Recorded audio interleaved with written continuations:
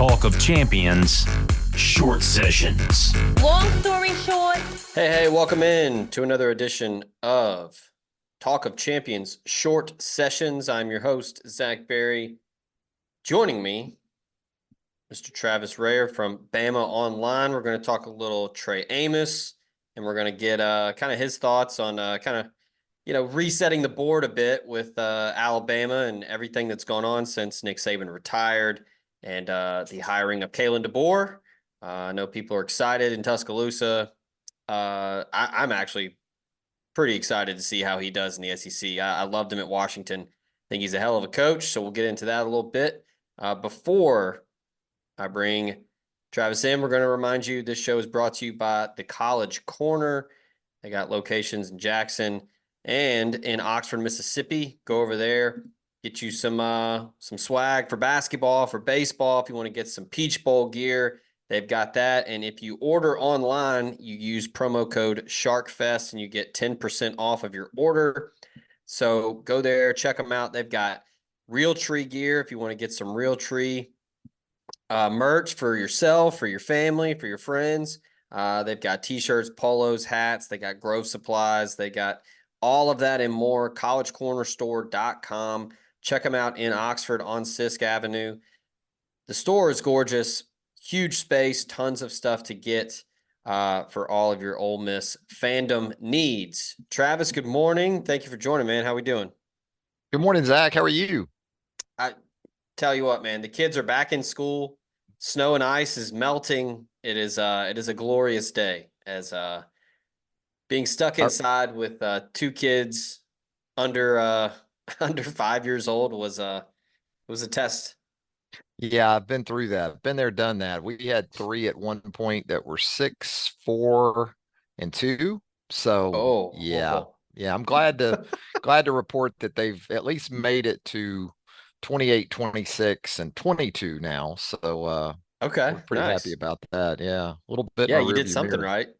That remains to be seen. I mean, they got to make it to 30 before I feel really good or safe about that. Yeah. All right. So before we get into, we're going to talk Trey Amos. Big pickup for Ole Miss out of the portal. I know our subscribers are excited. I'm sure the coaching staff is. Really talented player who was really good for Alabama down the stretch.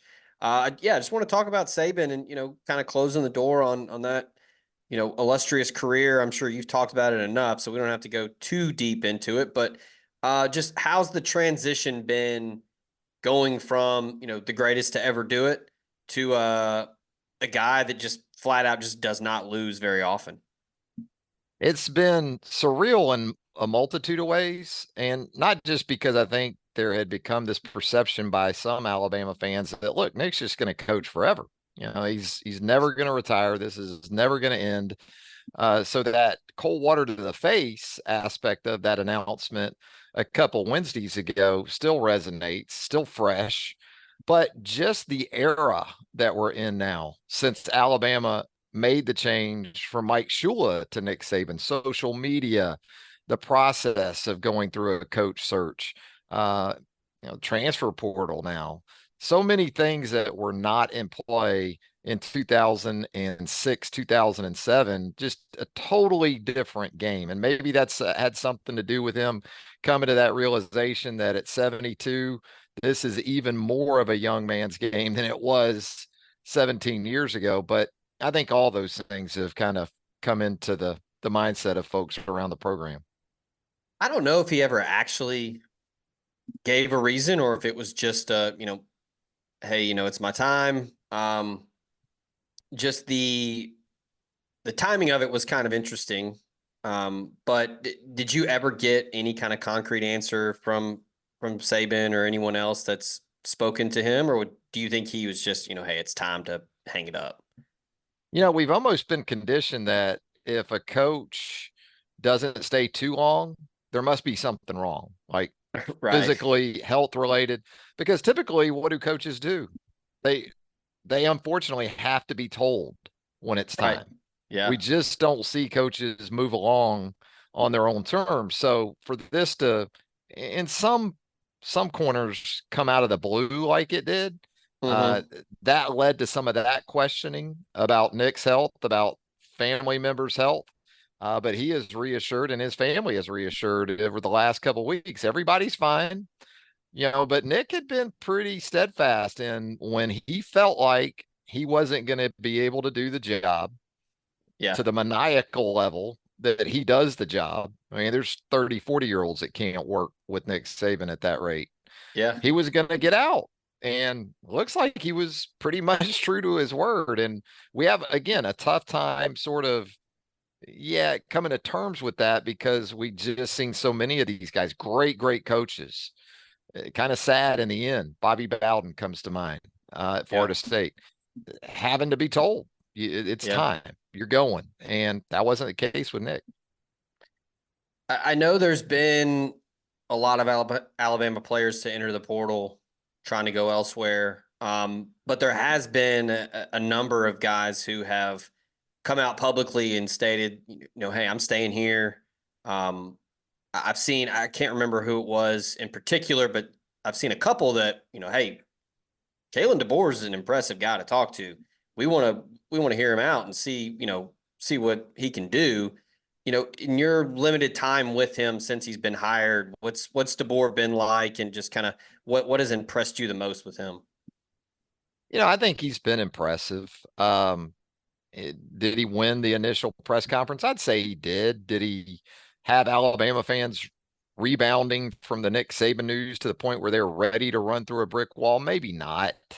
But I go back to sort of steadying. That's what it's felt like since he's taken over, that presence that he has, a quiet confidence, sort of reassuring that, what, we understand the standards, we understand the expectations, also making it very clear to not only Nick that absolutely wants to keep him around as much as he wants to be around, but also letting players of every era of Alabama football, not just the Saban era, no, we need you involved too. So I thought he did a nice job of sort of not just rallying the fan base, but the alumni, the former players, acknowledging, how could you not, Nick's greatness. But then also, sure, if you want to have input on a daily basis, even Kalen DeBoer appears to be interested in that.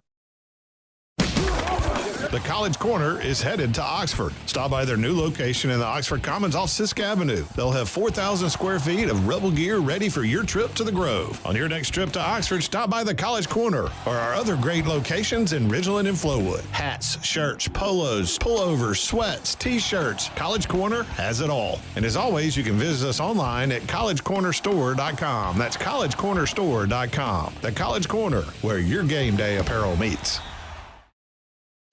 A new year has arrived. What's your resolution for 2024? How about making sure the roof over your head is well taken care of? Riverland Roofing is here for all your roofing needs. Whether it's an inspection, a new roof, or a maintenance program, Riverland Roofing has you covered, home or business, to give you peace of mind in the new year. As a GAF Master Elite contractor, they can offer warranties that last a lifetime. Riverland Roofing is licensed and insured to service Mississippi and its surrounding states. So give Riverland Roofing a call today and make sure you and yours are protected all year round.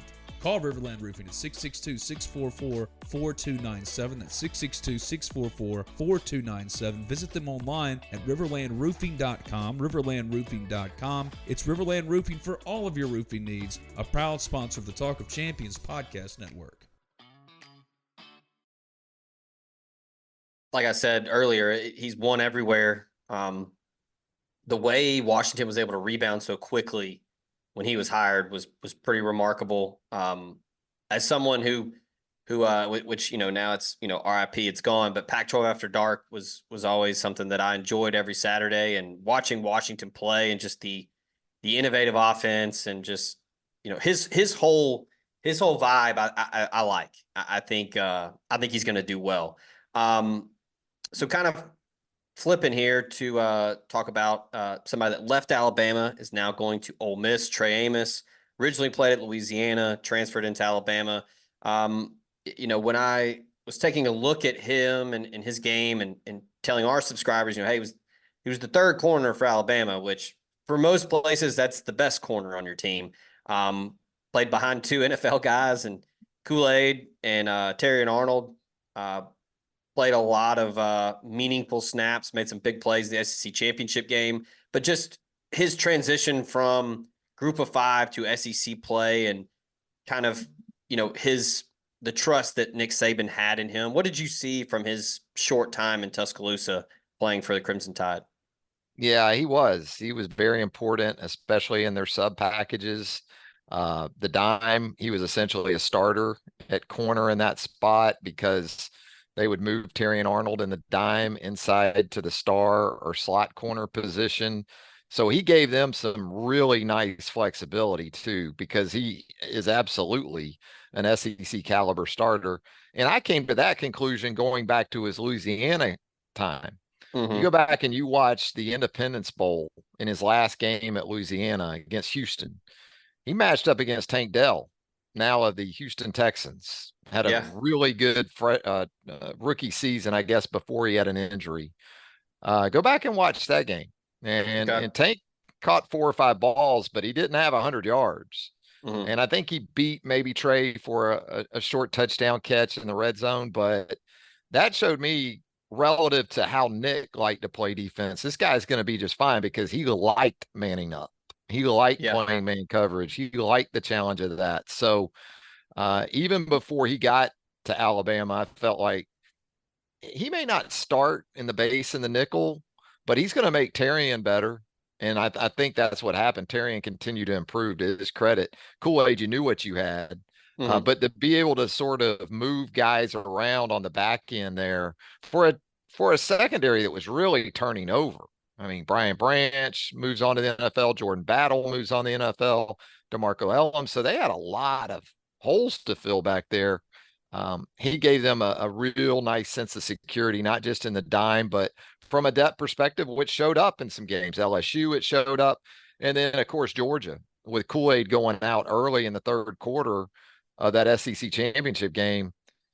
Trey comes in, they don't miss a beat. I do some second watch stuff for BOL. And if you go back and watch our second watch of that Georgia game, from the point where Trey came in, took on Brock Bowers in a particular coverage in the red zone with a PBU, ran a route for a Georgia receiver on another one. Yeah, this guy's a high level corner. I've reminded people, like, hey, in case you forgot, Nick Saban, he kind of specializes in the secondary. So if he thinks corners, if he thinks you can play corner for him, whether that's boundary or field, he knows what he's doing. He's proven that over the years. And correct me if I'm wrong, I've always kind of admired Saban's kind of mindset with coverage. It's like, hey, you come here, we're going to play man. And it's just you by yourself. Maybe we switch it up a little bit, but for the most part, we're going to play man. We're going to challenge you, and you're going to have to make plays against us. I feel like that's just, probably the best rubber stamp you can have for a guy that you're getting out of the portal, right? That Saban trusted you to be on an island. Yeah, that's why I went back and watched Trey as much as anything. I figured he must have played a good bit of man at Louisiana, because you're absolutely going to have to be able to do it in Nick Saban's defense. And, I think Alabama's transitioning actually more to coverages where it's going to be eyes on the quarterback, and they're going to show some man, but play more zone, certainly, than they did under Nick. So perhaps that had something to do too with Trey's decision, because I would think with Pete, they're probably going to ask him to man up a good bit. Yeah, good segue there. I was going to ask you, kind of last thing wrapping up. You had some time covering Pete Golding. I think he exceeded expectations and then some in year one at Ole Miss. They were a top 25 SP plus unit. They were kind of sneaky good at all three levels. What was your take? I know that Saban has a big hand on the defense, and he probably plays a large part in what's called on Saturdays and the game plan, but just Pete Golding as a defensive coordinator now, kind of on his own. He's not in the shadow of Saban anymore.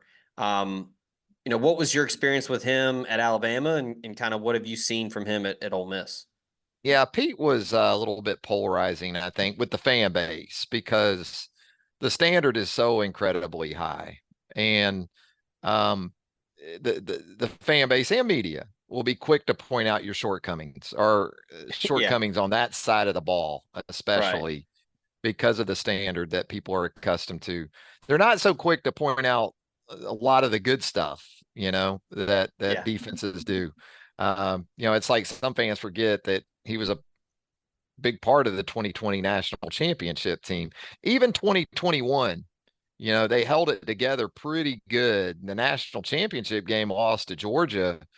I think Georgia had 12 points with 8 minutes to go there in Hmm. the fourth quarter in Indianapolis, and then still didn't score in the 30s. The final score in that game was a interception return for a touchdown. So I thought Pete did some good things. I think there was some disappointment for sure with that 2022 unit that he left Hmm. on. Uh, Yeah. for the talent that they had, for what they were bringing back. And you could almost sense it from Pete when he did have the opportunity to address the media that he was anxious to see what that group could do. And they played well through extended stretches, but when they needed to finish games against Tennessee and LSU, they came up short. And so I think, unfortunately for him, not that he should care, but his legacy at Alabama, it's very much a what have you done for me lately society we live in anyway. That's kind of the lasting impression that Pete left. But before that, there was certainly a lot of stuff that he did nicely. So final thing here, and again, thank you, Travis from Bama Online, for joining us here to talk a little bit of Trey Amos, a little Pete Golding. But I expect him to start day one. And I think you've already kind of said it, but just to kind of expound on it. But do you think he can be a number one corner in the SEC at Ole Miss?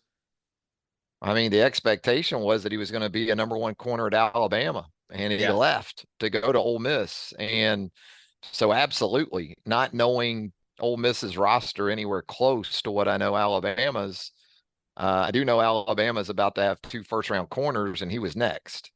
Yeah. So, absolutely, I would be stunned if he isn't one of their starting corners on opening day. All right. Appreciate the time, my man. This was fun. I'm sure we'll do it again soon, next fall. But thanks to Travis for joining us. Thank you to College Corner for sponsoring it. Remember, Shark Fest is the promo code, 10% off if you order online. If you're local, go to Oxford, Sisk Avenue. Hopefully the roads are better today or tomorrow. You can go get you some Peach Bowl stuff, get you some Ole Miss merch for basketball, baseball, women's hoops, all of that at College Corner. Check them out, collegecornerstore.com. For Travis, I'm Zach. This has been Talk of Champions Short Sessions. Until next time, we out.